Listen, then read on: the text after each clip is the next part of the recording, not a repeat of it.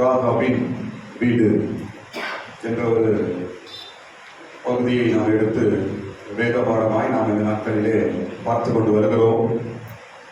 கர்த்தர் தாமே இந்த பகுதியிலிருந்து நமக்கு தேவையான சத்திய வார்த்தைகளை நமக்கு தந்து நம்மை பலப்படுத்துவாராக. இந்த ராகா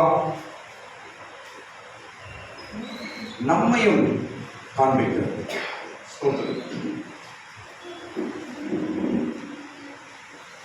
பாவியா இருந்த ராகாவை இஸ்ரவேலாய் மாற்றினார் தேவன். பாவியா இருந்த ராகாவை வாக்குத்தத்த சுதந்திரவாளியாய் மாற்றினார் தேவன். பாவியா இருந்த ராகாவை தேவ ஜனங்களோடு சேர வைத்தார் தேவன். இதுதான் நம்ம வாழ்க்கையிலும் செய்திருக்கிறார் கடவுள். ஒரு காலத்தில் நாமும் கூட ராகாவை போல எரிகோவில் வாழ்ந்து கொண்டிருந்தோம். ஒரு காலத்தில் நாமும் கூட பாவிகளாய் பாவ உலகத்தில் வாழ்ந்து கொண்டிருந்தோம். இயேசு வீட்டுக்கு வந்து உனக்கு ரட்சிப்பை கொடுத்து உன்னை சபை என்ற ஒரு இடத்தில் உன்னை சேர்த்திருக்கிறார். ஸ்தோத்திரம். இதை நாம் மறந்து போக கூடாது. ராகாவின் சத்தியம் எல்லா சபைகளுக்கும் தேவையான ஒரு ஆவிக்குரிய சத்தியம். அதற்கு ஸ்தோத்திரம். ராகா அழைத்தால், எதிர்த்தால், ஒழித்தார். ராகா அழைத்தார், வேவுக்காரை வீட்டுக்கு அழைத்தார், எதிர்த்தார், வருகிற சோதனையை எதிர்த்தார், ஒழித்தார், கடவுள் தன்னிடத்தில் கொடுத்ததை ஒழித்தார். இன்னைக்கு நாம் எங்க இருக்கிறோம்? எதிர்க்கிறோம். யார் எதிர்க்கிறோம்? சாத்தான் யார் எதிர்க்க கிடையாது. புருஷன் பொண்டாட்டி எதிர்க்கிறது, பொண்டாட்டி புருஷன் எதிர்க்கிறது, விசுவாசம் எதிர்க்கிறது, இதுதான் கத்துக்கிறோம்.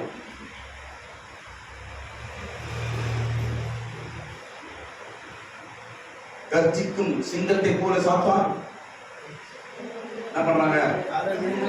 சுற்றி திரிந்து கொண்டிருக்கிறான். யாரை விழுங்கலாம், யாரை கெடுக்கலாம், யாருக்கிட்ட புடுங்கலாம் ரட்சிப்ப, யாருக்கிட்ட அபிஷேகத்தை புடுங்கலாம், யார் வீட்டுல சமாதானத்தை கெடுக்கலாம், யார் வீட்டுல புருஷன் முன்னாடி சண்டையை உண்டாக்கலாம், யாரை சர்ச்சைக்கு போகாம செய்யலாம், யார் பின்வாங்க செய்யலாம், யார் வாயில கெட்ட வார்த்தை வர வைக்கலாம். இதெல்லாம் சாத்தான் உன்னிடத்தில் செய்யும்படிக்கு சுற்றி திரிந்து கொண்டிருக்கிறான். ஸ்தோத்திரா. இந்த தந்திரத்தை அறிந்து ராகா ஞானமாய் இருந்தார், பொறுமையாய் இருந்தார், தைரியமாய் இருந்தார், சமாதானமாய் இருந்தார். இதெல்லாம் அவள் நல்ல சுபாவங்களோடு அவள் எதிர்த்து வாக்குத்தத்தத்தை பெற்றார். இயேசுவை பெற்றெடுத்தார். இயேசுவை பெற்றெடுத்தார்.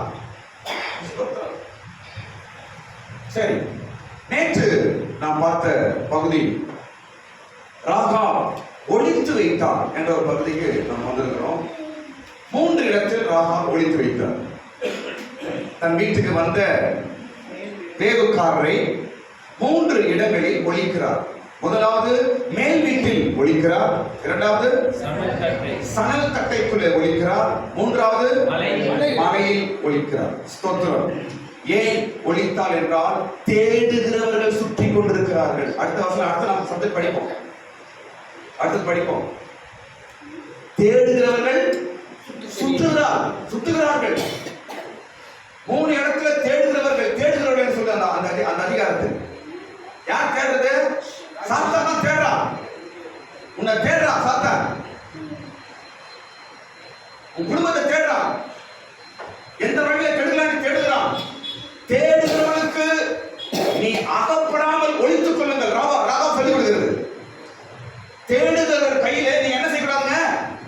அகப்படாதபடிக்கு ஒழித்துக் கொள்ளுங்கள். ராகா சொல்லுகிறார். ஸ்தோத்திரம். நேற்று நம்ம ஆரம்பிச்சது முதலாவது எங்க ஒலிக்கிறார்? முதலாவது மேல் வீட்டில் ஒலிக்கிறார். இந்த மேல் வீடு ரெண்டு அர்த்தம்.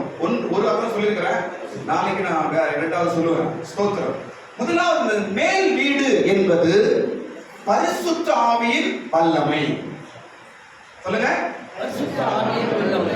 நம்மை ப்ரொடெக்ட் பண்றது எது? பரிசுத்த ஆவியின் வல்லமை. நம்ம காப்பாற்றுறது எது? பரிசுத்த ஆவியின் வல்லமை. நிறைய விஷயம் பார்த்தோம். ஸ்தோத்திரம். அவர் வல்லமையினால் நாம் காக்கப்பட்டு, அவருடைய ஆவியினால் நாம் பத்திரமாய் காக்கப்பட்டு, கர்த்தர் நம்மை பாதுகாக்கிறார். எப்படி? பரிசுத்த ஆவியின் வல்லமையினால். ஒவ்வொரு கிறிஸ்தவனுக்கும் மனம் திரும்புதல், ஞானஸ்நானம், பரிசுத்த ஆவியின் அபிஷேகம், மூன்றும் அடிப்படை. இந்த அடிப்படை தான் என்ன சொல்றது? அதுதான் அடிப்படை, அதுதான் அஸ்திபாரம். அது மேலதான் ஒரு கிறிஸ்துவ லைஃப் நீ கட்ட முடியும். அஸ்திபாரமே கொலாப்ஸா இருந்தா பில்டிங்கே இருந்தாது. ஸ்தோத்திரம். இது மூன்றும் நம்முடைய ஆவிக்குரிய வாழ்க்கையின் ஒரு பேஸ். இது சரியா இருந்தாதான் நம்ம கட்டுற பில்டிங் சரியா இருக்கும். ஸ்தோத்திரம். பரிசுத்த ஆவியின் வல்லமை தான் கடவுள் நம்மிடத்துல கொடுத்திருக்கிற கிருபைகள், சத்தியத்தை காக்க உதவி செய்யும். ராகாப் தன்னிடத்துல கிடைத்த அந்த 2 வெள்ளிக்காசு, அந்த 2 வேவுக்காரர்கள் எங்க கொண்டு ஒளிச்சு வைக்கிறாவ? சொல்லுங்க, மேல் வீட்டில் பரிசுத்த ஆவியின் வல்லமையினால அதை ஒளித்து காக்கிறார். நேற்று நாம் பார்த்தோம். இன்றைக்கு நம்மையும் சபையையும் பாதுகாக்கிறது யாருங்க? பரிசுத்த ஆவியானவர் தான் பாதுகாக்கிறார். இயேசு பரிசுத்த ஆவியின் கையில ஒப்பு கொடுத்து போயிருக்கிறார். இன்னைக்கு பரிசுத்த ஆவி நம்ம எல்லாரையும் பாதுகாத்துக் கொண்டிருக்கிறார். ஆமென். ஸ்தோத்திரம்.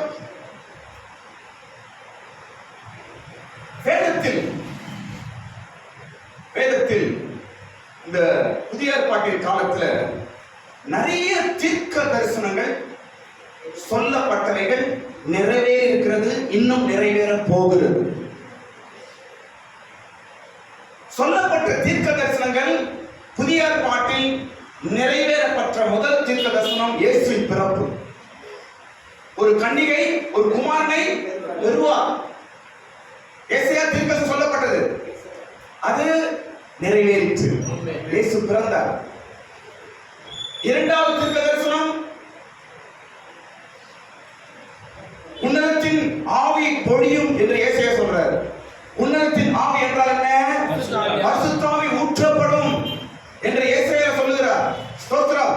அது மாத்திரமல்ல, யோவேலில் சொல்லப்பட்டது, அது எங்க நிறைவேறுது? அப்போஸ்தலர் நிறைவேறுகிறது. ஸ்தோத்திரம். இன்னும் நிறைய தீர்க்க தரிசனங்கள் சொல்லப்பட்டிருக்கிறது.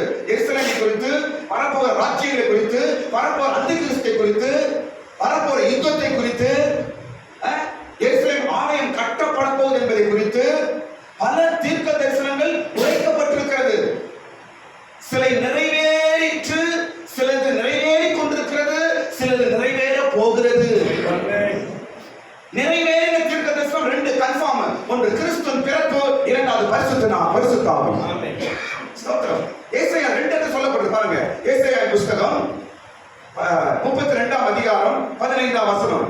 ஏசாயா புத்தகம் 32ஆம் அதிகாரம் 15ஆம் வசனத்துல பரிசுத்த ஆவி பூமியில ஊற்றப்படும் என்று ஏசாயா தீர்க்க தரிசனம் மூலமாக சொல்லப்படுது. அதே தீர்க்க தரிசனம் யோவேலின் புத்தகம் 2ஆம் அதிகாரம் 28ஆம் வசனம். இந்த 2 இடத்திலும் மேஜர்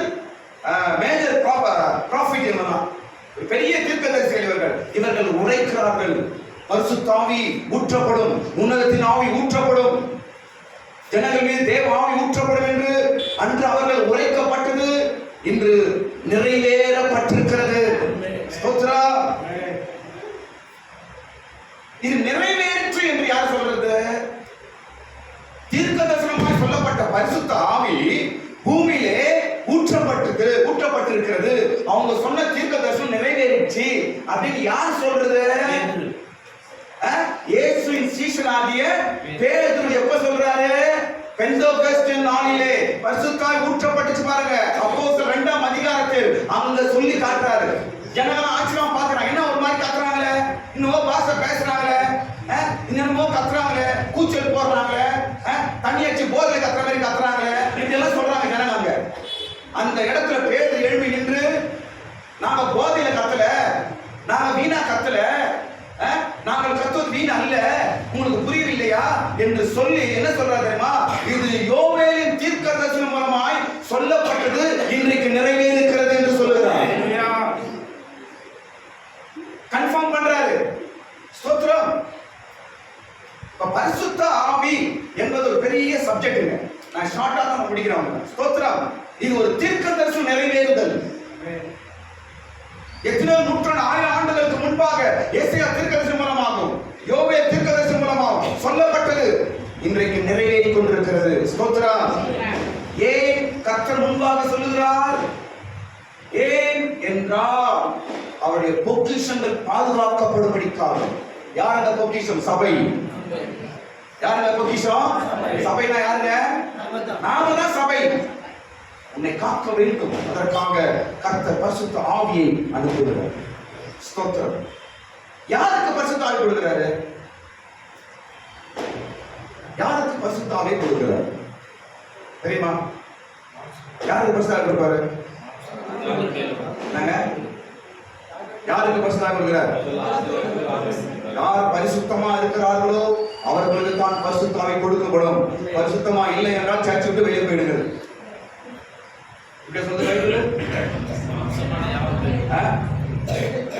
பரிசுத்தமா இருந்தால் பரிசுத்தாவி கிடைக்கும் என்றால் அந்த பரிசுத்தாவி எனக்கு தேவையில்லை. நான் ஆல்ரெடி பரிசுத்தமா இருக்கிறேன். என்ன பரிசுத்தாவி? நாங்க சொல்றீங்க ஆல்ரெடி எப்படி இருக்கிறேன்? நானு பரிசுத்தமா தான் இருக்கிறேன். எனக்கு எது பரிசுத்தாவி? யாருக்கு பரிசுத்தாவி? கெட்டு போறது பரிசுத்தாவி, விழுந்து போறது பரிசுத்தாவி, அயோக்கியனுக்கு பரிசுத்தாவி, கெட்டவாறு பேசுறவனுக்கு பரிசுத்தாவி, கடவுளே இல்லைன்றவன் அவனுக்கு பரிசுத்தாவி. இப்படிப்பட்ட ஆளுக்கு தான் பரிசுத்தாவி வேணும். அந்த பரிசுத்தாவி அவன் என்ன மாற்றுது? பரிசுத்தமாய் மாற்ற உதவி செய்வது. பரிசுத்தாவி என்பது பரிசுத்தமானவர்கள் அல்ல, பரிசுத்தமாக்கப்படுவதற்காக. ஆமென். ஒரே வசனம் தான். யோவேல் சொன்ன வார்த்தை தான். மாம்சமான யாவர் மீது ஆவியை ஊற்றுவேன். மாம்சமான யாவர் மீது ஆவியை ஊற்றுவேன். ஸ்தோத்திரம். இதெல்லாம் எழுப்புதல் நடக்கும்போது பாருங்க. நம்மளா இருக்குமா இல்லைன்னு தெரியல. ஸ்தோத்திரம். பின்மாரின் ஆவி ஊற்றப்படும். பயங்கரமான எழுப்புதல் வரும் பாருங்க. ஸ்தோத்திரம். ரோட்ல போறவங்க அபிஷேகம் நடக்கிறாங்க பாருங்க. ஸ்தோத்திரம். கிறிஸ்தவர்கள் உங்களை தாண்டி உங்களை கிராஸ் பண்றவங்க அபிஷேகம் வருவாங்க. ஸ்தோத்திரம். துஷ்ட சிங்கத்தை போல எழுவார்கள் கிறிஸ்தவர்கள், இஸ்ரவேலர்கள். ஒரு வரும் காலத்தில் பயங்கரமான அந்த காலம். ஸ்தோத்திரம். அது என்ன காலம்? பின்மாறி ஊற்றப்படுகிற காலம். ஒரு பின்மாறின அபிஷேகம் ஊற்றப்படும் ஒரு காலம். அதுதான் எழுப்புதலின் காலம். ஸ்தோத்திரம். பயங்கரமான ஒரு எழுப்புதல். இயேசு உண்மையுள்ள கடவுள், பைபிள் சத்தியம் என்று ஜனங்கள் கண்ணார கண்டு இயேசுவை நம்புகிற ஒரு காலம் சீக்கிரமாக வரப்போகுது. எல்லா கடவுளை கேட்டுங்க. அப்படி எழுப்புதல் பூமியிலே இயேசு சீக்கிரம் அனுப்புவார். மாம்சமான யாவர் மீது ஆவி. அப்போ இந்த ராகா அந்த 2 பேர் எங்க கொண்டு போயிருக்கிறார்?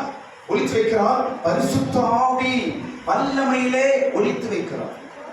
இன்னைக்கு நீ ஒளிஞ்சு இருக்கிற இடம் எங்க தெரியுமா? பரிசுத்த ஆவியின் பவர்ல தான் ஒளிஞ்சிருக்கணும். நம்ம காப்பாற்றுறது ஒரு பவர். அது என்ன பவர்? ஹோலி ஸ்பிரிட். அதுல தான் நம்ம எப்பவுமே காப்பாற்றப்பட முடியும். ஸ்தோத்திரம். அந்த பரிசுத்த ஆவிக்குள்ள என்னென்ன இருக்குதுன்னு நான் இப்ப சொல்றேன். அதுக்கு முன்னாடி யோசிச்சு சொல்றேன். ஸ்தோத்திரம். பரிசுத்த ஆவியை பைபிள்ல 7 காரியத்துக்கு அடையாளமாய் சொல்லப்படுகிறது. பரிசுத்த ஆவியை பைபிள்ல 7 விஷயத்திற்கு அடையாளமாய் சொல்லப்படுகிறது. இந்த 7 விஷயம் எங்கெங்க சொல்லப்படுதோ அவைகள் எல்லாம் பரிசுத்த ஆவிக்கு அடையாளம். என்ன அந்த 7 விஷயம் சொல்ற பாருங்க. ஸ்தோத்திரம். இந்த இவர் ராகா வீட்ல எதை வச்சு நான் பரிசுத்த ஆவி சொல்றாங்க? அப்போ சொல்லுங்க. மேல் அடையாளம். நான் சொல்றேன், என்ன பாருங்க ஒரு நிமிஷம். ராகா சப்ஜெக்ட் புதிய ஏற்பாட்டின் காலத்தை எல்லாவற்றுக்கும் ஆவிக்குரிய அர்த்தங்களை நாம் எடுக்கிறோம்.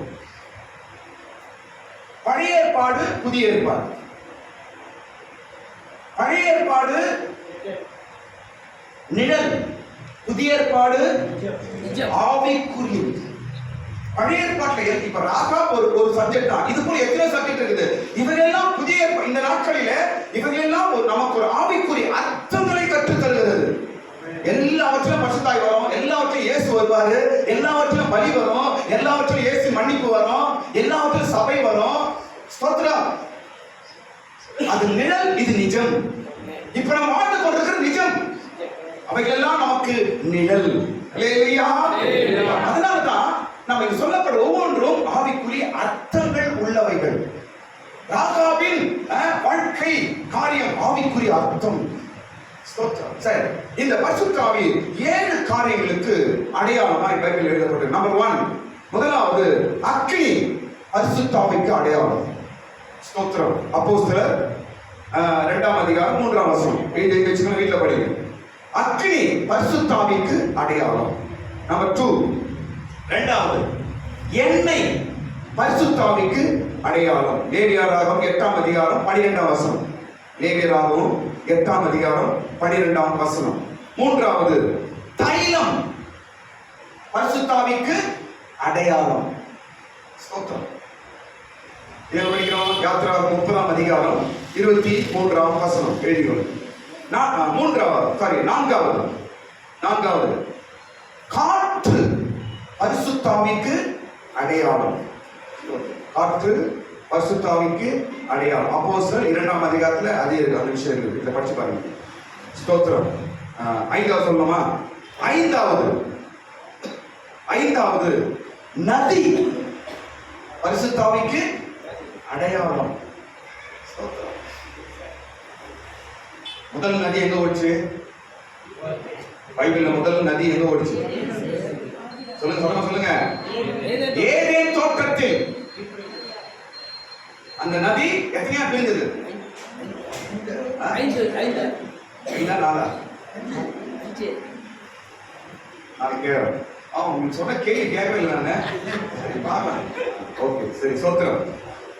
நதி பரிசுத்த ஆவிக்கு அடையாளமா இருக்கு. ஸ்தோத்திரம். அடுத்தது ஆறாவது மழை பரிசுத்த ஆவிக்கு அடையாளம். நதி சொன்னாங்க யோவான் 7ஆம் அதிகாரம் 37-39. ஜீவ நதி புறப்படுதல் இயேசு சொன்னார். யோவான் சுவிசேஷம் 7ஆம் அதிகாரம். ஓகேவா? 6வது மழை. பைபிள்ல எங்கெங்க மழை என்று எழுதப்பட்டிருக்கிறது இவைகளெல்லாம் பரிசுத்த ஆவிக்கு அடையாளம். ஸ்தோத்திரம்.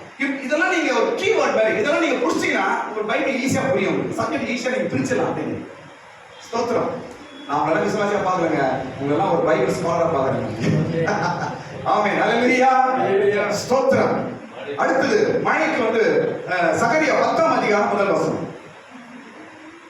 சகரியாவின் புஸ்தகம் 10ஆம் அதிகாரம் 1 பின்மாரின் மழை அப்படின்னு போட்டுருக்காங்க. ஸ்தோத்திரம். 7வது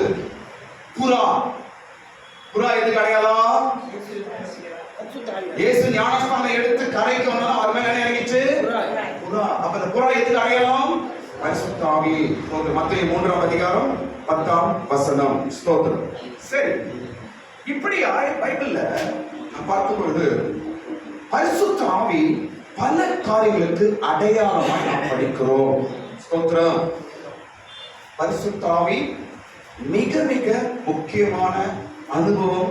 நம்மை நாம் காப்பாற்றிக் கொள்ள தேவ ராஜ்யத்திற்கு எடுக்கப்பட. ஸ்தோத்திரம். இன்னொரு விஷயம் சொல்ல கவனிங்க. பவுல் எபேசியர் எழுதுகிற ஒரு வசனம், கிறிஸ்துவை மரித்தோரிலிருந்து உயிரோடு எழுப்பினதுவா தெரியாதா? பரிசுத்த ஆவி. மரணத்திலிருந்து அவரை எழுப்பின ஆவி அப்படின்னு சொல்லி எழுதப்பட்டிருக்கு. எவ்வளவு பவர் பாருங்க. ஸ்தோத்திரம். கிறிஸ்துவை மரணத்திலிருந்து எழுப்பின ஆவி பரிசுத்த ஆவி. என்ன சொல்றேன், 3 நாளும் அவரை பாதுகாத்துட்டு பரிசுத்தாகிறான். 3 நாளும் அவரோட சமாதிக்குள்ள 3 நாள் அவரை பாதுகாத்தது பரிசுத்தாவிதான் பாதுகாத்து இருக்கிறது. ஸ்தோத்திரம். இது இன்னொரு வார்த்தை சொல்ல கவனிங்க. இயேசு கல்லறையிலே அவர் படுக்க வைத்திருக்கும் பொழுது கல்லறையிலே அவரை கிடைத்து வைத்திருக்கும் பொழுது 2 தேவ தூதர்கள் அந்த கல்லறைக்குள்ள இருந்தார்கள். தலைமாட்டில் ஒருத்தர் உட்காந்துருக்கிறாரு, அப்புறம் உட்காந்து யார் பாக்குறா? அந்த அம்மா பாரு, மரியம்மா வந்து பார்க்கணும். ஏன் சொல்ல வருகிறேன்? 2 பத்தி நம்ம பேசினுக்கிறோம். ராகா போயிட்டு வந்த 2 தூதர்கள் இயேசு கல்லறைக்குள்ள 2 பேர் இருக்கிறாங்க. அல்லேலூயா, அல்லேலூயா, ஸ்தோத்திரம். நமக்கு எப்போது இருக்க வேண்டும், அதை நாம் காத்துக்கொள்ள வேண்டும். ஸ்தோத்திரம். இப்போ பரிசுத்த ஆவி என்று சொல்றீங்களே, அது வந்து எனக்கு என்ன கிடைக்குது? ஒரு 5 விஷயம் சொல்றோம். பரிசுத்த ஆவி சொல்றீங்களே பாஸ்டர், இந்த பரிசுத்த ஆவியிலிருந்து எனக்கு என்ன கிடைக்கும்? பரிசுத்த ஆவியில் 5 காரியங்கள் அடங்கி இருக்கிறது. ஸ்தோத்திரம். அது தன் வேலையை செய்து கொண்டே இருக்கும்.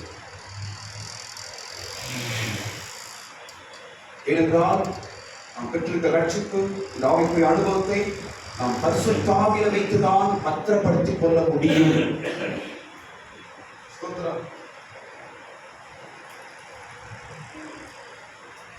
சரி, 5 காரியம். முதல் காரியம், பரிசுத்த ஆவியிலே இருக்கிற முதல் காரியமா வல்லமை. 1 தெசலோனிக்கேயர் 1ஆம் அதிகாரம் 5ஆம் வசனம் எழுதி வைத்துக் கொள்ளுங்கள். 1 தெசலோனிக்கேயர் 1ஆம் அதிகாரம் 5ஆம் வசனம். ஸ்தோத்திரம். பரிசுத்த ஆவியிலே என்ன இருக்கு? முதலாவது வல்லமை இருக்கிறது. வல்லமை இருக்கிறது.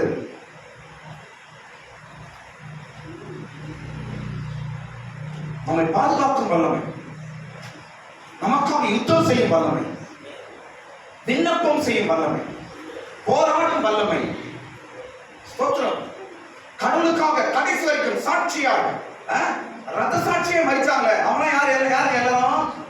எல்லாரும் பரிசுத்தாவை பெற்றவர்கள் தான். 12 சிஷ்யர்களும் என்ன பெற்றிருக்காங்க? பரிசுத்தாவை பெற்றவர்கள். கடைசி வரைக்கும் வைராக்கியமா இருந்து ரத்த சாட்சியாய் மறித்தார்கள். அப்ப அவளுக்குள்ள என்ன இருந்துச்சு? அப்போ தெய்வீக வல்லமை இருந்தது. அந்த வல்லமை உன்னை ப்ரொடெக்ட் பண்ணும், கவலைப்படாத. ஆமென். அந்த வல்லமை உன்னை பாதுகாக்கும். நேற்று சொன்னேன், நமக்கு விரோதமாய் வருகிற வல்லமையை மேற்கொள்ளும்படிக்கு நமக்கு ஒரு வல்லமை தேவை. அதுதான் பரிசுத்தம். மாம்சத்தினால் ஒன்றும் செய்ய முடியாது, மாம்ச பலத்தினால் செய்ய முடியாது. ஸ்தோத்திரம். வானமண்டலத்தில் இருக்கிற பொல்லாத ஆவிகளோடு நமக்கு யுத்தம் உண்டு, போராட்டம் உண்டு. நம்ம சொல்றது கவனிங்க. கிறிஸ்டியன் லைஃப் சொன்னோம்னா எல்லாமே ஆசீர்வாதமா கிடைச்சிடும். 5 அடுக்கு பில்டிங் குத்துவார் ஏசப்பா சர்ச்சுக்கு போனவொன்னே. சர்ச்சுக்கு போனோன்னா மறுநாளே ஒரு புது கார் உள்ள நின்றுடும். சர்ச்சுக்கு போனோடனே அப்படியே பேங்க் ரொம்பிடும். என்ன சொல்லிட்டு நம்பியாதீங்க. சர்ச்சுக்கு போய் கட்டணம் பண்ணுவோம், பணம் வந்துடும். வரம் இல்லைன்னு சொல்லுங்க, கொடுப்பா கர்த்தர். ஆனா இது மாயம் இல்லை, மந்திரம் இல்லை, அப்படி கிடையாது. சர்ச்சு பைபிள் இயேசு மந்திரம் வரியா சும் கட்டண பணம் கொண்டு வரும். இப்படிதான் சரி அப்படி நம்பிட்டு இருக்காங்க. இல்ல, கிறிஸ்டியன் லைஃப் எல்லாமே கிடைக்கும் உங்களுக்கு. கர்த்தர் கொடுப்பா. எப்ப கொடுப்பா? உனக்கு எப்ப தேவையோ அப்ப கொடுப்பா.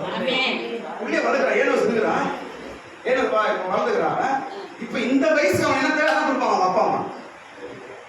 அப்படிதாங்க.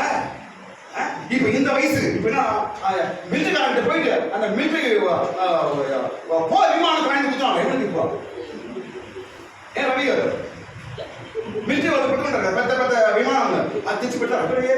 7 வருஷத்துக்கு இப்போ எவ்வளவு குத்துறான் மிலிட்டரி மேன் ஆயிடுவான். இல்ல, இப்ப என்ன வேணாம், துபாக்கு ஒரு சைக்கிள் தான் போதும், ஒரு ஓட்ட சைக்கிள் தான் போதும். இப்ப அந்த வயசுல அது போதாங்க.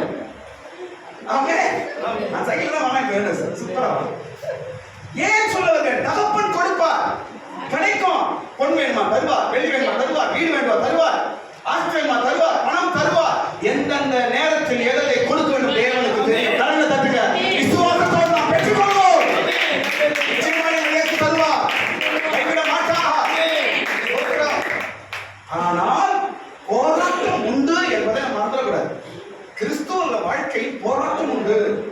ஸ்தோத்திரம். எந்த அளவுக்கு நாம் கடவுளுக்கான பக்தியாய் நான் நல்லா ஜெபம் பண்ணோம், நான் ஏசப்பாவுக்கு நான் விருப்பமா இருக்கணும், நான் நல்லா சர்ச்சைக்கு போகணும், நல்ல விசுவாசியா இருக்கணும் ஆசைப்படணும். அது ஏற்றமாய் போராட்டம் வரும். ஆமென். ஸ்தோத்திரம். ஸ்கூலுக்கு போறோம், பரீட்சையே இல்லாத ஸ்கூல் என்னங்கடா, அந்த ஸ்கூல்ல சேர்த்துருங்கம்மா அப்படிங்கிற பிள்ளைங்க. எந்த ஸ்கூல்ல சேர்க்கணுமா? எந்த ஸ்கூல்ல சேர்க்கலாம்? பரீட்சையே கூடாது, நோ எக்ஸாம். எந்த ஸ்கூல்? அந்த ஸ்கூல்ல சேர்க்கணுமாமா? நான் பிரச்சனை எல்லாம் டெய்லி போயிடுறோம். உலகத்திலே கிடையாது அந்த ஸ்கூலு, உலகத்திலே அப்படி ஸ்கூலே கிடையாது. அதான் கிறிஸ்தவ வாழ்க்கை. பரீட்சை இல்லாத கிறிஸ்தவ வாழ்க்கை இருக்குதா? பரீட்சை உண்டு, போராட்டங்கள் உண்டு. அந்த போராட்டத்தை நான் சொல்ல கவனிங்க, அந்த போராட்டம் செய்வது நீங்க அல்ல, உங்களுக்குள்ள தேவ வல்லமை செய்யுங்க. அதான் விஷயம், அதான் பரிசுத்த ஆவியின் சக்தி. ஆமென். உங்களை தோற்க விடாதுங்க. அது வந்து உங்களை கீழே தள்ளுறதே பார்க்க ஐயோ அப்படின்னு பயந்துறீங்க. ஆனா நீ சும்மா நான் யுத்தம் பண்றேன் என்று பரிசுத்த ஆவி உள்ள இருந்து வேலை செய்வாரு. ஹalleluya. பரிசுத்த ஆவியிலே இருக்கிற முதல் காரியம் வல்லமை. எல்லாரும் சொல்லுங்க, வல்லமை. இரண்டாவது, இந்த பரிசுத்த ஆவியில் நமக்கு கிடைக்கிற இரண்டாவது காரியம் என்ன என்றால் கடவுளுடைய அன்பு. ஆமென். ரோமர் 5:5 அதிகாரத்தில் இருக்குது. 5:5 நினைக்கிறேன். ஸ்தோத்திரம். பரிசுத்த ஆவியின் மூலமாய் தேவனுடைய அன்பு நம்முடைய இருதயத்திலே ஊற்றப்பட்டிருக்கிறது, ஊற்றப்படுகிறது. ஆமென். ஸ்தோத்திரம்.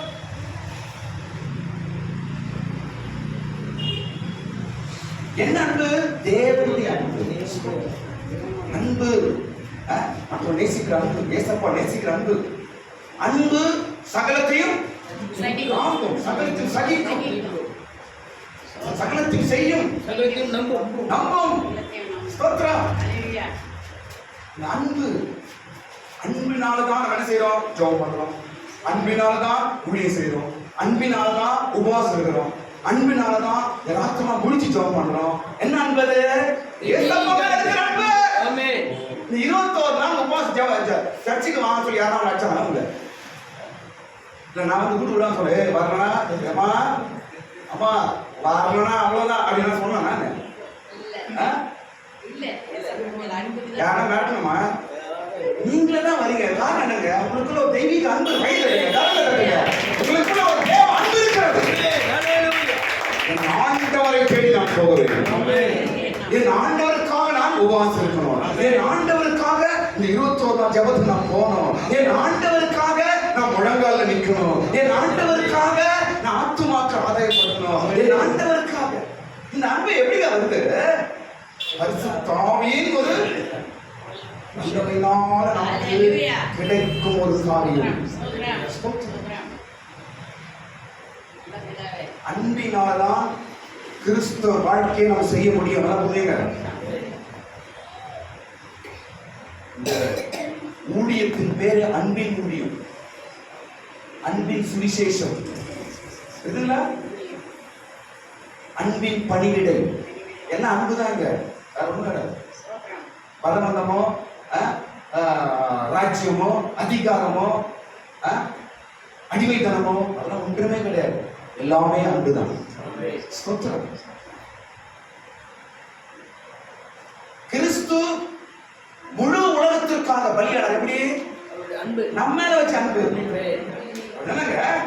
ரத்தம் சிந்தினார். எதுக்கு? உன் மேல வச்சிருக்க அன்பு. சிலுவை சுமந்தார். ஏன்? உன் மேல வைத்த அன்பு.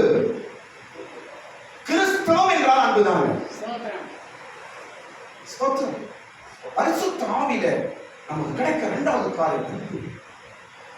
அன்பு நம் இருதயத்திலே ஊற்றப்படுகிறது. அப்படி நேசிக்கணும். அன்பில பிரதானமான காரியம் என்ன? கவனிங்க. அன்புல பிரதானமா செய்யற விஷயம் என்ன? யார் நம்ம வெறுக்கிறானோ அவங்க நேசிக்கணும். இதுதான் பரிசுத்த ஆவி தேவை. உலக அன்பு என்ன? யார் அவங்களை நேசிக்கிறானோ அவங்க நேசிப்பாங்க. அவ்வளவுதான். யார் கொடுத்தாலும் அவங்க கொடுக்கப்படும். அப்படிதானே? ஆனா பரிசுத்த ஆவியின் அன்பு என்ன பண்றது? அசாத்தியமானதை சாத்தியமாய் மாற்றுது. ஒரு துரோகி நேசிக்க முடியுமா? ஒரு கொலைக்காரன் நேசிக்க முடியுமா? ஒருத்தர் கெடுதல் பண்றவன் நேசிக்க முடியுமா? எனக்கு குழி தோன்றவன் அவனை நேசிக்க முடியுமா? எனக்கு விரோதம் பண்றவன் அவனை நேசிக்க முடியுமா? எனக்கு அநியாயம் பண்றான் அவனை நேசிக்க முடியுமா? அதெல்லாம் சாத்தியமே இல்லை. உலகத்தை சொல்லி பாருங்க, சிரிப்பாங்க. லூசா நீ அடிக்கணும், நீ நான் பைத்தியம் ஆடினான். ஆமா, கிறிஸ்துவுக்கு நாங்கள் எல்லாரும் பைத்தியம். முடியும். உலகம் எது முடியாது என்று சொல்கிறதோ அதை பரிசுத்த ஆவி செய்து காண்பிக்கிறார். அதான் இயேசு சொன்னார், உங்களை நேசிக்கிறவனை நீ நேசிக்கிறது பெரிய விஷயம் இல்லைங்க. உங்களை வெறுக்கிறவர்கள், உங்களுக்கு தீங்கு செய்கிறவர்களை நீங்க என்ன செய்ய வேண்டும்? நேசிக்க. நம்ம என்ன பண்றது? அப்போ யோசிச்சு பார்த்தா பயமா தான் இருக்குது. முடியுமா? அதுதான் எப்படி நேசிக்கிறது? இயேசு வேற சொல்லிட்டார், இந்த கணத்துல அரைஞ்சா அந்த கணத்துல விடு, விட்டுறாத. உன்னை வார்த்தை இந்த கணத்துல அடிச்சானா நீ 2 கணத்துல அடி, விட்டுறாத. இதான் இயேசு சொல்லி கொடுக்குறதா? அப்படியே சொல்லி கொடுக்குறாரு.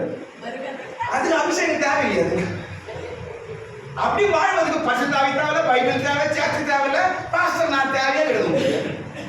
நீங்களே பார்த்து போயிடுங்க, நோ ப்ராப்ளம். இந்த கண்ணத்தில் அடித்தவனுக்கு என்ன பண்ணணுமா? இந்த கண்ணத்தை காட்டணும். எப்படிங்க இது சாத்தியமா? முடியும். பரிசுத்தாவின் அன்பினால, பரிசுத்தாவின் அபிஷேகத்தின் வல்லமையினால, தெய்வீக அன்பினால முடியும். இதெல்லாம் இயேசு சொல்லிக் கொடுக்கிறார். ஆமென், ஸ்தோத்திரம். எத்தனை சாட்சிங்க. இப்ப கூட ஒருத்தர் அமெரிக்கால ஒருத்தர் ஷூட் பண்ணி சாவடிச்சாங்க. அவர் பேர் சார்ல்ஸா. அமெரிக்கால ஒருத்தர் ஷூட் பண்ணி சாவடிச்சிட்டாங்க. அவங்க மனைவி வந்து சொல்லுது, நான் மன்னிச்சிடுறோம், அவங்களை விட்டுருங்க அப்படின்னு. கண்ணால சுட்டு சாவடிச்சாங்க பப்ளிக். அவன் மனைவி என்ன சொல்லுது? மன்னித்து விடுங்க. இன்னும் பரிசுத்தாவினுக்கு வல்லமை உண்டு என்பதை உறுதிப்படுத்துகிறார் கடவுள். கிரகம் ஸ்டெயின்ஸ் ஒரிசால ஜீப்ல கொண்டு கொடுத்துட்டாங்க. அப்பா 2 பிள்ளைங்க ஜீப்ல வச்சு லாக் பண்ணிட்டு ராத்திரி ஜீப்ல பெட்ரோலை ஊற்றி கொடுத்துட்டான். அப்படியே பிள்ளைங்க கதவு தட்டி தட்டி தட்டி டோர் ஓபன் ஆகும். உள்ளே எரிஞ்சு எரிஞ்சு எரிஞ்சு கத்தி கத்தி செத்து அப்படியே உள்ள சாம்பல் ஆயிட்டாங்க. ஜீப்பும் சாம்பல் ஆயிடுச்சு, அப்பா சாம்பல் ஆயிட்டாரு, 2 பிள்ளைங்க எல்லாம் எரிஞ்சு சாம்பல் ஆகி போயிட்டாரு. இருதயம் பதப்படுத்து போயிடுச்சு. அந்த நியூஸ் அந்த காலத்து பயங்கரம். அந்த பிற்பாடு கேஸ் நடக்குது. கோர்ட்டுக்கு வந்து அவன் மனைவி சொல்றாங்க, நாங்கள் அவரை மன்னிக்கிறோம் என்று சொன்னாங்க. என்னங்க இதெல்லாம்? உலகத்தில் சாத்தியமா? உலகத்தில் கேட்டுக்கிறாங்க, சாத்தியமா? எனக்கு ஜீப்ல போச்சுன்னா அவனை பஸ்ல போத்துறாங்க, எனக்கு ஜீப்ல போச்சுன்னா அவனை வீட்டோட போத்துறாங்க. இதான் உலகம் சொல்லுகிறாங்க. கிறிஸ்தவர்கள் பைபிள் இன்னும் உயிரோடு இருக்குது. இயேசு உயிரோடு இருக்கிறார், பரிசுத்தாவி உயிரோடு இருக்கிறது. இயேசுவின் அன்பு இன்னும் உலகத்தில் இருக்கிறது. என்ன என்பது? மன்னிக்கிற அன்பு. ஸ்தோத்திரம். நியாயம் செய்தல மன்னிக்கிற அன்பு. ஸ்தோத்திரம். இதான் எப்படிங்க சாத்தியம்? பரிசுத்தாவின் வல்லமையை கொண்டு செய்ய முடியும். ஸ்தோத்திரம். கர்த்தர் இந்த அன்பினால நம்முடைய குடும்பத்தை நடத்த முடியுங்க. இந்த அன்பினால சபையை நடத்த முடியும். இந்த அன்பினால ஜனங்களை ஆதாயப்படுத்த முடியும். இந்த அன்பினால இயேசுவை குறித்து சொல்ல முடியும். ஸ்தோத்திரம். 3வது காரியம், பரிசுத்த ஆவியின் நமக்கு கிடைக்கும் 3வது காரியம் என்ன என்றால், பல வகை பாஷைகள் கிடைக்கும். என்ன பாஷை அது? அந்நிய பாஷை. அப்போஸ்தலர் 2ஆம் அதிகாரத்தில் எழுதப்பட்டது. பரிசுத்த ஆவியின் மூலமாய் நமக்கு கிடைக்கும் 3வது காரியம் என்ன கிடைக்குதுங்க? அந்நிய பாஷைகள். அப்போஸ்தலர் 2ஆம் அதிகாரம் படிக்கும்போது அவர்கள் வெவ்வேறு பாஷைகளை பேசினார்கள். வெவ்வேறு பாஷைகளை பேசினார்கள். பரிசுத்த ஆவி நமக்கு வெவ்வேறு விதமான பாஷைகளை கற்றுத்தல் சொல்லி தருது. பாஷை நம்ம அறியாமல் பாஷைகள் வருது. ஸ்தோத்திரம். நான் சுருக்கமா போயிடுறேன். பாஷை பேசுகிறவன் தேவனோடு பேசுகிறான். பாஷை பேசுகிறவன் தேவனோடு பேசுகிறான்.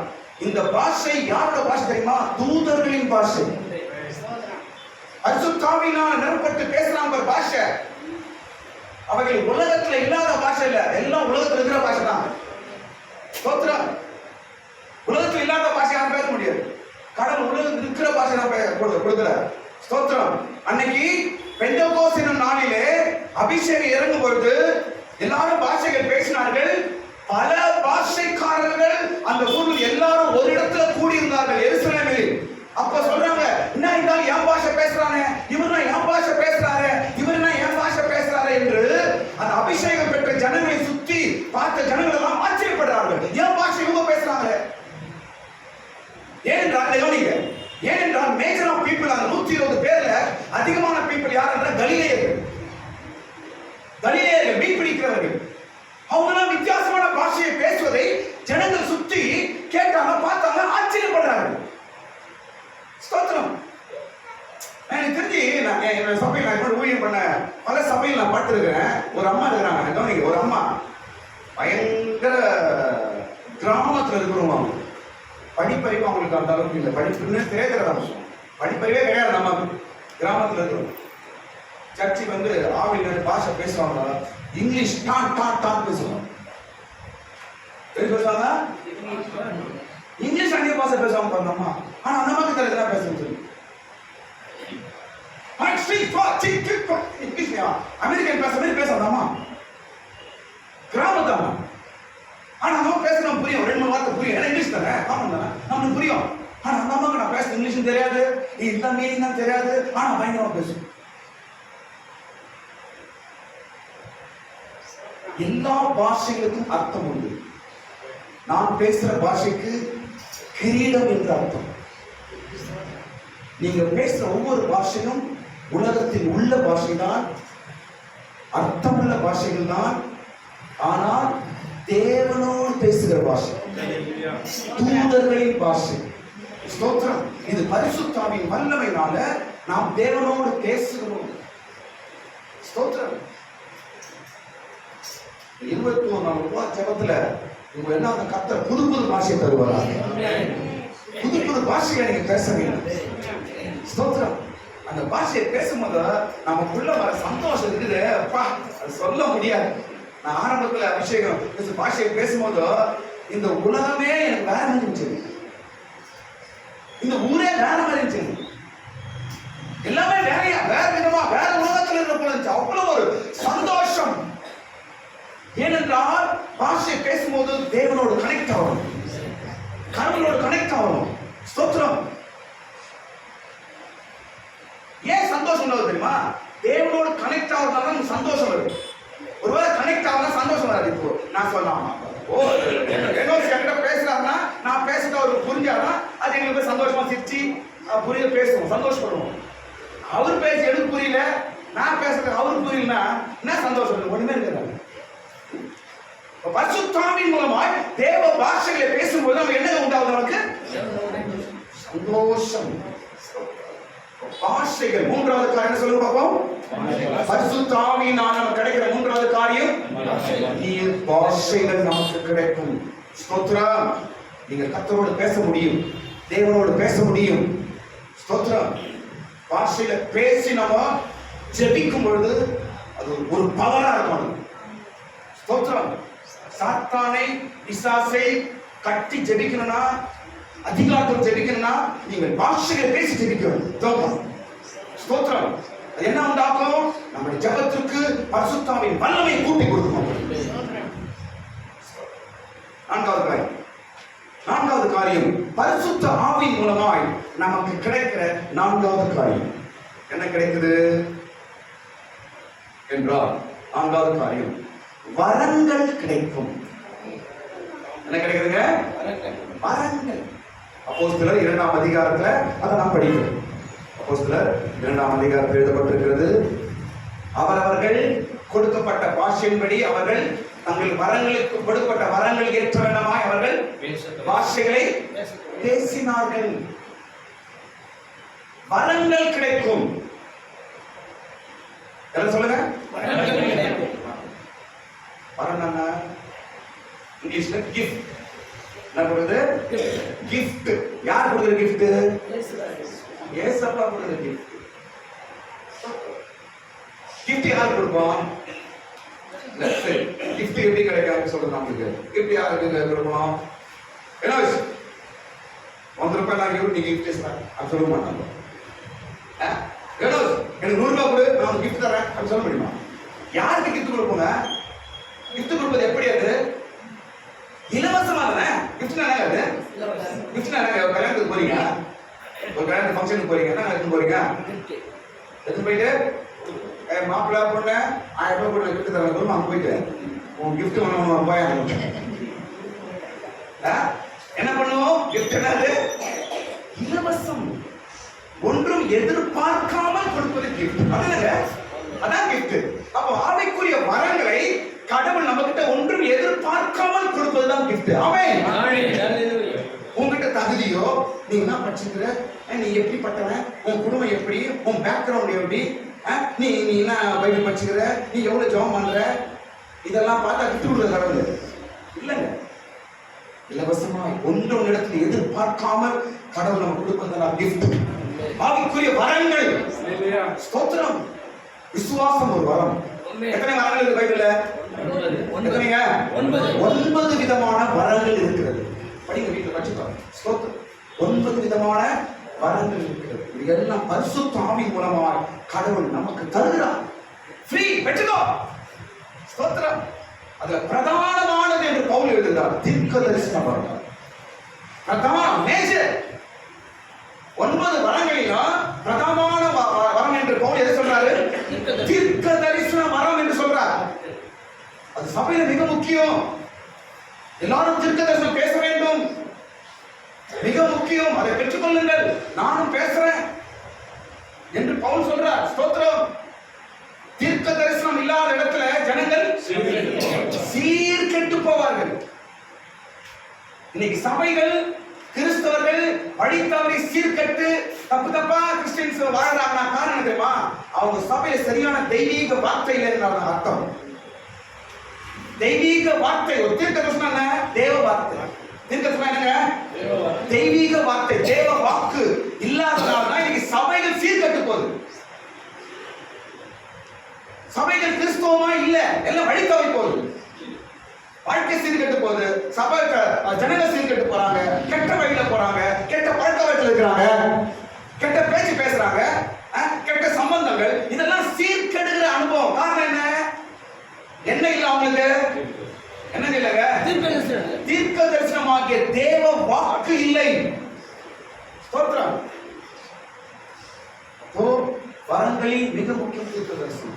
பரிசுத்த ஆவி மூலமா கர்த்தர் நமக்கு வரங்களை தருகிறார். நீங்க ஆசைப்பட்டு கேட்டீங்கன்னா 21 நாள்ல கர்த்தர் தருவாருங்க. நம்மளுக்கு ஏன் வந்து நம்ம தீர்க்க தரிசனம் நம்ம ஏதாவது பேசி ஏதாவது ஆகி எல்லாரும் சிரிச்சு இப்படி சொல்லி சொல்லி சொல்லிதான் உங்களை சாத்தான தலைமையில தட்டி தட்டி உட்காரலாம். சொல்றது யாரு? சாத்தான. பைபிள் சொல்லுது நீ பெற்றுக்கொள்ளணும், பெற்றுக்கொள்ளணும் பைபிள் சொல்லுது. ஆனா சாத்தான சொல்றான், என்ன சொல்றான்? நீ தகுதியே கிடையாது, அதெல்லாம் நல்லா நல்லா நல்லா நல்லா சாப்பிடுங்களா, நல்லா உண்டாகுங்களா, அவன் நல்லா சொல்ல தெரியுது. நீங்க சொல்லாத, நீங்க தகுதி கிடையாது, நீங்க ஜெபம் பண்ணியா? உனக்கு பைபிள் தெரியுமா? எப்படிங்க? இப்படிதான் இன்னைக்கு சபை சீர்கெட்டு போகுது. இதெல்லாம் வரங்கள் என்பது அனுபவத்துல சபை ரொம்ப வெகு தூரமா இருக்குது. பல இடங்கள். ஸ்தோத்திரம்.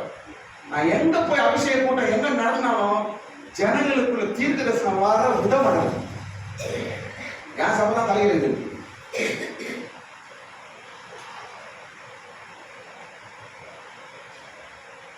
ஹைதராபாத் போயிருக்கிறேன், ஆந்திரா நிறைய இடங்களுக்கு போயிருக்கிறேன்.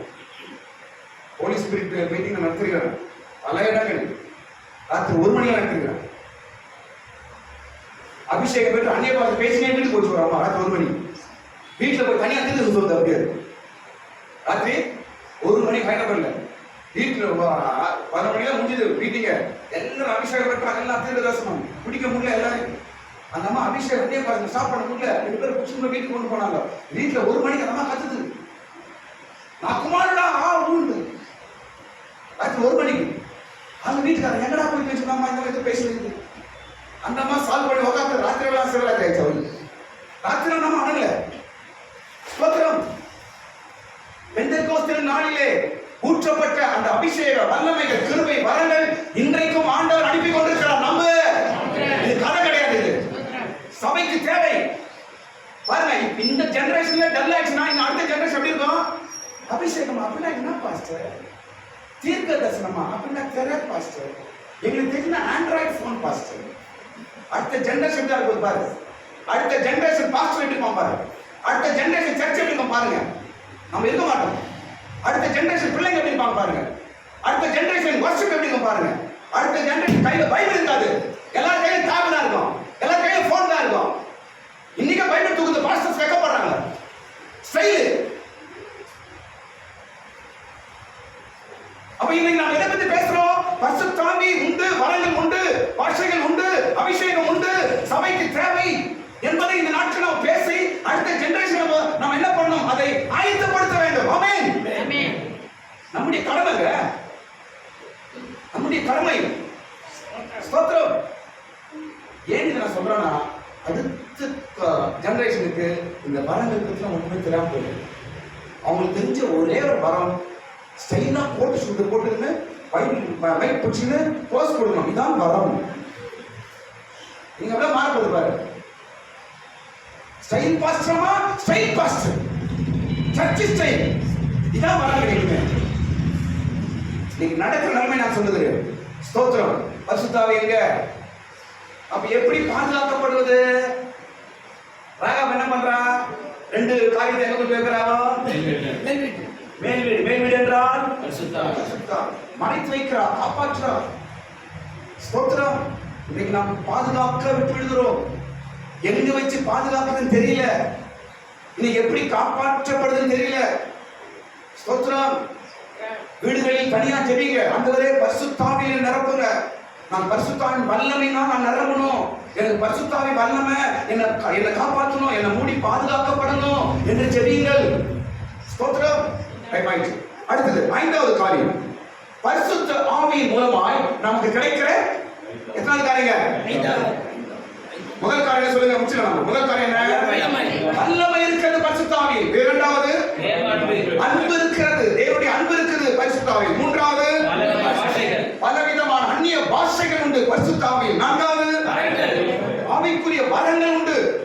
ஸ்தோத்திரம். 5வது பரிசுத்த ஆவியில் நமக்கு கிடைக்கிற 5வது காரியமா உயர்வும் கனவும் கிடைக்கும். இத ஃபர்ஸ்டே சொல்றாங்க பாஸ்டர். உயர்வும் கனவும் கிடைக்கும். எப்படி சொல்லலாம்? வசனம் படிங்க. லேவியராகமம் 21ஆம் அதிகாரம் 12ஆம் வசனம். கடைசி நம்ம முடிக்கணும். லேவியராகமம் 21ஆம் அதிகாரம் 12ஆம் வசனம். என்ன எழுதப்பட்டிருக்கிறது?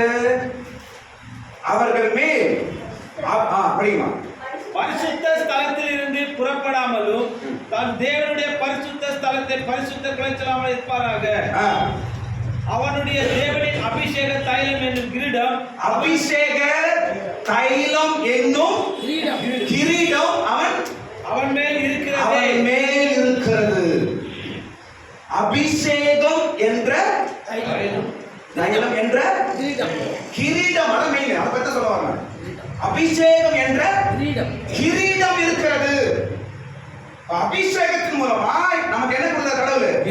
கிரீடம் என்றால் என்ன? யாரு கிரீடம் கொடுப்பாங்க? ராஜாவுக்கு தான் கிரீடம் கொடுப்பாங்க. ஆமென். ஸ்தோத்திரம். அப்ப அபிஷேகத்தின் மூலமாய் நமக்கு கிரீடம். கிரீடம் என்றால் கடவுள் உங்களை கனப்படுத்துவார். கனமும் உயர்வும் உண்டாகும். பரிசுத்தாவின் அபிஷேகம் எந்த மனிதனுக்குள்ள இருக்குதோ அவனை ஒருபோதும் கனவீனம் அடைய விடவே விடாது. அவனை கனமாய் வைக்கும், அவனை கனப்படுத்தும், அவனை உயர்த்தும். ஸ்தோத்திரம். பைபிள்ல படிக்கும் பொழுது கவனிங்க, பைபிள்ல படிக்கும் பொழுது யாரார் தலைமீது அபிஷேக தைலம் ஊற்றப்பட்டதோ அவங்க எல்லாம் ராஜாவாங்க. அப்படிதாங்க. முதல் யாரு? இரண்டாவது யாரு? தாவீது. யார் தன் மீது அபிஷேக தைலம் ஊற்றப்பட்டதோ அவர்கள் எல்லாம் ராஜாக்களாய் மாறினார்கள். என்ன இது? உயர்வு. என்ன இது? கனம். என்ன இது? மரியாதை.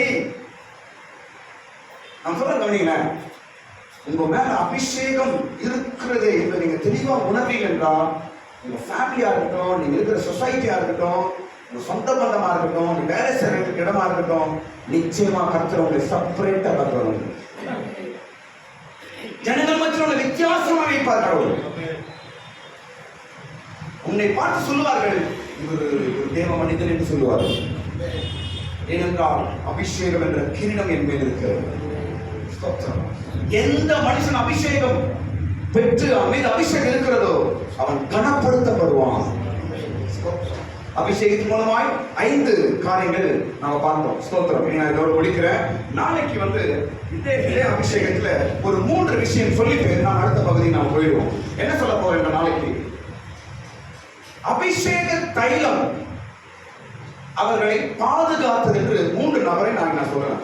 அபிஷேக தைலம் 3 நபர்களை பாதுகாத்தது என்பதை நாளைக்கு சொல்லிட்டு அடுத்த பகுதிக்கு நம்ம நாளைக்கு போவோம். கர்த்தராமே நமக்கு உதவி செய்வார்.